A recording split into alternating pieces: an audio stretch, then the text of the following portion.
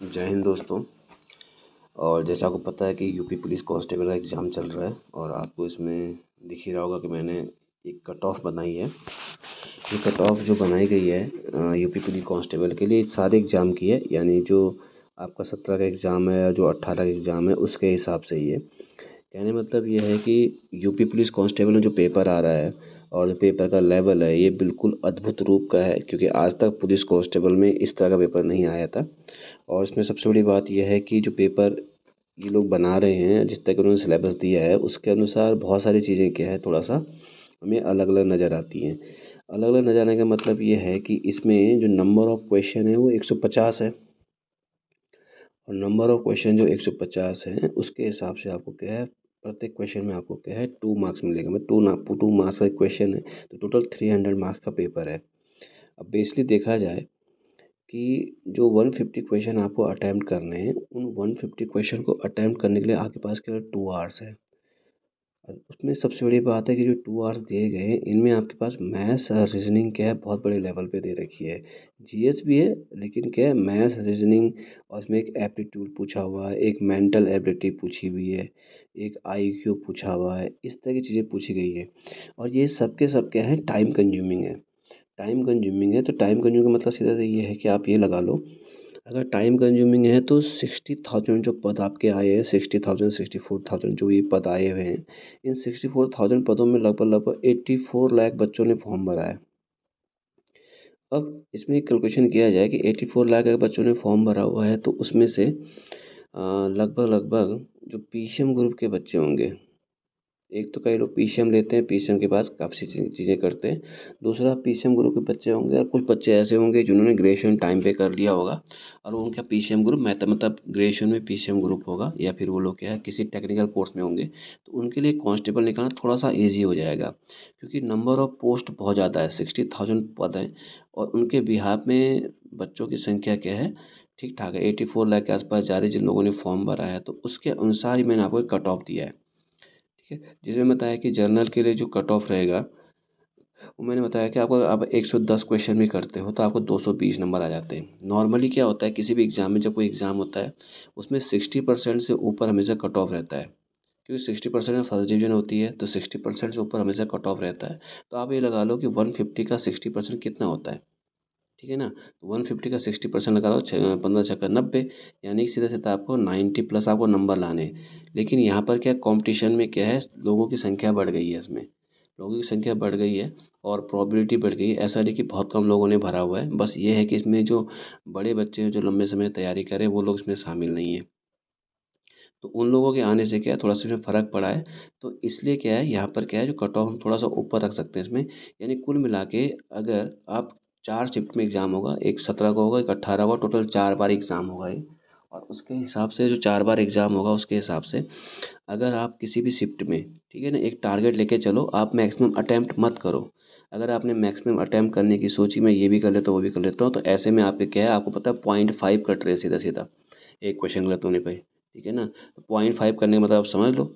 ठीक है ना, तो नॉर्मली 4 क्वेश्चन पे क्या होता था, 4 क्वेश्चन गलत होने पे 1 नंबर कटता था, तो आपको उसमें इसमें 0.5 दे रखा उन्होंने। तो इसमें आप थोड़ा सा क्या है आपको मॉडरेट करके चलो, और आप क्या है सारे अटैम्प्ट करने की मत सोचो, आप सिर्फ वो अटैम्प्ट करो जो आपको आ रहे हैं। ये तो बेसिक फार्मूला है, हम बचपन से पढ़ते आ रहे हैं कि जो आता है वही करो।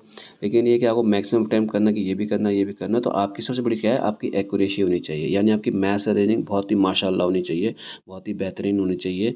मतलब आपका क्वेश्चन देखते ही आंसर आ जाना चाहिए। तो दूसरी बात, अभी तक जो 2 एग्ज़ाम हुए उनका जो पैटर्न है उस पैटर्न के अनुसार क्या है ये बहुत ही क्या है लेंथी पेपर है। और लेंथी पेपर होने की वजह से क्या है इसमें क्या है आपका टाइम जा रहा है, जबकि सबसे ज़्यादा टाइम कंज्यूमिंग एग्ज़ाम हो रहा है। सब पेपर में जो क्वेश्चन पूछे गए बहुत ही ईजी हैं। अगर आप घर में बैठ के उन्हें लगाना शुरू करोगे आपको वो क्या ईजी दिखा देंगे, बोलेंगे अरे यार ये मुझे नहीं आया। ठीक है ना, आपको ऐसा नजर है बहुत ही ईजी क्वेश्चन है, लेकिन इसमें क्या है तो टाइम कंज्यूम कर रहा हो। ठीक है ना, टाइम कंज्यूम कर रहा है, इसका मतलब सीधा ये है कि अगर आपने तैयारी करी है तो आपको आपने जिससे पढ़ा, जैसे मेरे पास बच्चे पढ़े तो जिसने पढ़ा है मैंने उनको सबसे यही बताया था कि टाइम कंज्यूमिंग होगा। 150 क्वेश्चन में मैथ्स रीजनिंग करने के लिए बहुत हालत ख़राब हो जाती है। नॉर्मली आपने देखा जैसे उत्तराखंड में आता है समीक्षा अधिकारी, एफआरओ, इनके एग्जाम आते हैं वहाँ 50 नंबर की इंग्लिश मैथ्स ये मैथ्स रीजनिंग आती है। तो 50 नंबर की मैथ्स रीजनिंग में वो भी 2 घंटे में करने होते हैं। तो उनको करने में हमें बहुत ज़्यादा समय लग जाता है और 50 क्वेश्चन कभी पूरे अटैम्प्ट होते नहीं हैं। उन 50 के 50 क्वेश्चन को अटैम्प्ट करने वाला कौन होता है? जो टेक्निकल बैकग्राउंड का होता है, जिसका पीसीएम गुरु होता है। एक जनरल बच्चा जो आर्ट साइड का, साइंस साइड का है, वो नहीं कर पाता है अगर उसका पीसीएम नहीं है तो, यानी उसका मैथ्स नहीं है तो, और फिजिक्स नहीं है तो। ऐसी कंडीशन में बहुत ज़्यादा समस्या आ जाती हैं, ठीक है ना। तो इन सब चीज़ों को देखते हुए मैंने ये कट ऑफ जो बताया आपको, ये आपके लिए सेफ स्कोर है। अगर आप इसको ढंग से पढ़ते हो या ढंग से करते हो, ये आपका सेफ स्कोर रहेगा। इससे नीचे भी कट ऑफ जा सकती है, ठीक है ना। क्योंकि जो एक्यूरेसी है, और जो हमारे यूपी के बच्चे हैं, उनमें मैक्सिमम लोगों की क्या मैथ बहुत कमज़ोर रहती है। कईयों की मैथ्स इतनी खतरनाक है, इतनी खतरनाक है, आप सोच नहीं सकते। क्वेश्चन आते ही वो आंसर कर देते हैं, ठीक है ना। आधा क्वेश्चन में समझ आते हैं क्वेश्चन क्या है, वो कहते हैं। ऐसे बच्चे भी हैं। तो 60,000 पद है, पदों की संख्या बहुत ज़्यादा है, इसलिए प्रोबेबिलिटी है कि थोड़ा सा कट ऑफ ऊपर रहे। लेकिन जहाँ तक मैंने आपको एक कट ऑफ दी है, इसमें आप ये देख लो, भले ही मैंने आपको कट ऑफ दी कि जनरल की क्या है 220 रहेगी, जनरल महिला की 210 के, 10 से 15 के बीच में। इसमें आप 5 का फ्लक्चुएशन रख सकते हैं, पीछे भी आगे भी, ठीक है ना। और ओबीसी की जैसे 212 है, तो आप इसमें -3 कर लो, इसमें +3 कर लो, आप इस तरह से कर सकते हो और अपने को सेफ स्कोर में रख सकते हो। लेकिन कुल मिला के आपको उसमें ओवरऑल देखना है कि अगर आप जनरल कैंडिडेट हैं तो आपको कम से कम क्या है, इसमें 218 तक क्वेश्चन सही सही करने पड़ेंगे, यानी 218 नंबर आपके आने चाहिए, ठीक है। ऐसे ओबीसी में आपके लगभग लगभग 208 के आसपास आपके नंबर सही होने चाहिए, 208 से 9 के बीच में, बस वहीं फ्लक्चुएट करेगा। तो बाकी वो है कि नंबर कितने लोगों ने अटेम्प्ट किया, उन सब चीज़ों के बेसिस पे, क्योंकि कट ऑफ जो है वो केवल क्या है, एक एज्यूम किया गया है। लेकिन ये है कि सेफेस्ट स्कोर मतलब ये है कि जो मैंने आपको यहाँ पर लिखा है, 220 लिखा है, 212 लिखा है, 215, 175, 165 लिखा है, ये आपका सेफ स्कोर है। अगर आप इतना स्कोर करते हो तो आपकी 99% प्रोबेबिलिटी कि आपका क्या है, आपको क्या है, कॉल आ जाएगी, ठीक है ना। बस इसीलिए ये वीडियो बनाया गया है। आपको इसमें बहुत ध्यान देना है, क्योंकि आपका टाइम कंज्यूमिंग है, आपको टाइम कंज्यूम नहीं होने देना है। टाइम पे विशेष ध्यान देना बहुत ज़रूरी है। जो टाइम मैनेजमेंट करके चलेगा, क्वेश्चन अटेम्प्ट करेगा, उसका 100% सिलेक्शन होगा। जैसे 37 क्वेश्चन एक सेक्शन में, आप उसमें केवल 30 क्वेश्चन करो, 7 मत करो, ठीक है ना। उन्हें छोड़ दो, केवल 30 क्वेश्चन करो, क्योंकि 2 घंटे में 30 क्वेश्चन की मतलब आप समझो, आपकी एक्यूरेसी बहुत तगड़ी होनी चाहिए। और मैं अब जाते जाते एक बात और बता दूं आपको, कि जो ये मैंने आपके कट ऑफ लिखा हुआ है, इस कट ऑफ से भी बहुत नीचे कट ऑफ जा सकती है, जो मुझे एक तरह से इंट्यूशन आ रहा है। क्योंकि पेपर बहुत लेंथी है, पेपर में आपकी जो मैथ्स रीजनिंग है वो बहुत टफ लेवल, ठीक ठाक लेवल की है, लेकिन क्या है, वो टाइम कंज्यूम करेगा और आपका समय नहीं, आपको आते हुए आप क्वेश्चन नहीं कर पाओगे। इसकी पूरी पूरी उन्होंने व्यवस्था कर रखी, पेपर ऐसा बना रखा है कि आपको आते हुए आप अटेम्प्ट नहीं कर पाओगे। आपको लगेगा कम से कम 3 घंटे का पेपर होना चाहिए था।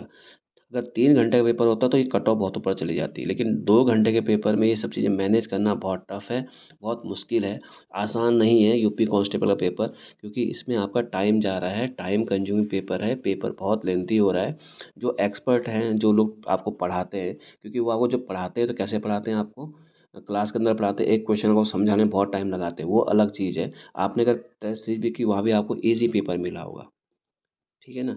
लेकिन यहाँ पर जो पेपर आया बहुत, क्योंकि वहाँ एग्जामिनेशन हॉल का जो प्रेशर होता है बहुत टफ होता है। आदमी सोचता है क्या करूँ क्या करूँ, किसी के लिए बिल्कुल जी जान है पुलिस कांस्टेबल, तो इसलिए क्या, बहुत ही इजी गोइंग तरीके से पढ़ाई करें, बहुत इजी गोइंग तरीके से इस पेपर को करें, ठीक है ना। आराम से आपके क्या 100+110 आराम से आपके आ सकते हैं। आप जिस भी कैटेगरी से बिलोंग करते हैं, आप वो सब चीज़ें अटेम्प्ट कर सकते हो, ठीक है। बाकी आज के एग्ज़ाम के लिए ऑल द बेस्ट, जिसका एग्ज़ाम है, और बाकी जिनका एग्ज़ाम हो चुका है उनके लिए भी वेरी गुड लक। तब तक के लिए जय हिंद, जय भारत।